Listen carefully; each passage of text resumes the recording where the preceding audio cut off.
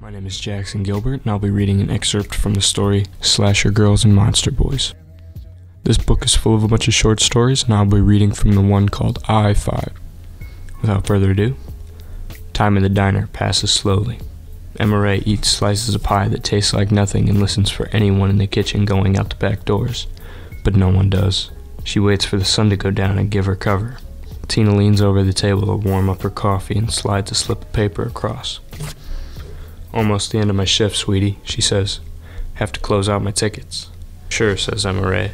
She digs cash out of her pockets and counts out what she hopes isn't a completely terrible tip.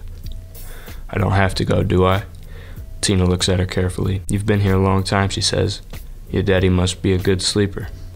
Emma Ray looks right back, knowing that Tina suspects the truth, that there is no daddy, that none of those men in any of those trucks know anything about this girl from Mississippi, where she came from or why she's there. That suspicion will eat at Tina for weeks afterward, that maybe she should have helped that girl. Maybe she would have, if there hadn't been something so inexplicably off about her. In the end, Tina shrugs and takes the cash. Someone with a new name tag will come over and tend to Emma Ray, or maybe she'll be gone by then. The night has come on cool and made the diner chilly. Emma Ray has put on a faded red zip-up sweatshirt.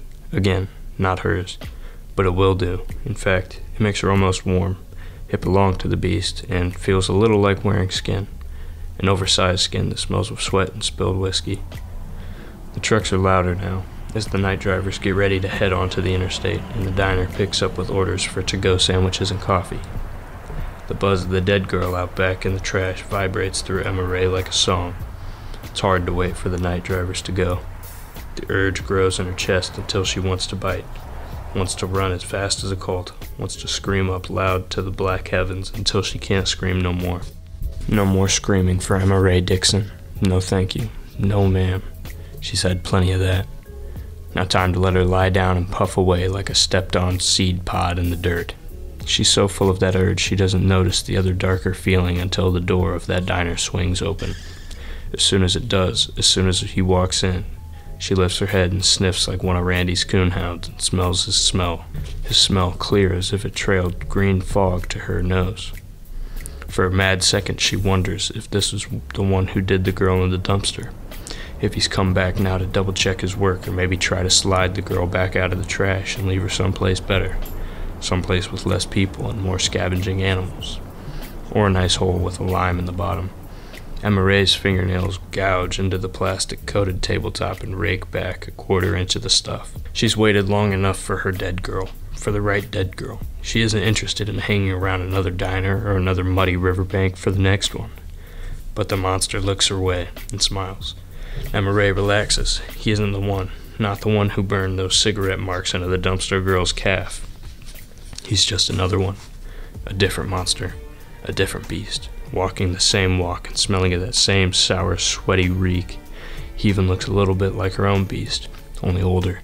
She could almost believe it is him, that she's gone forward or back or sideways in time, if she weren't already wearing her beast's red zip-up skin.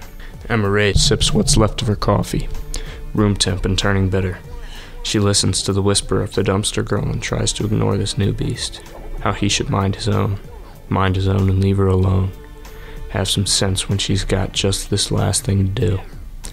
She thinks, even as she wonders how another one has managed to find her, and wonders how many there are.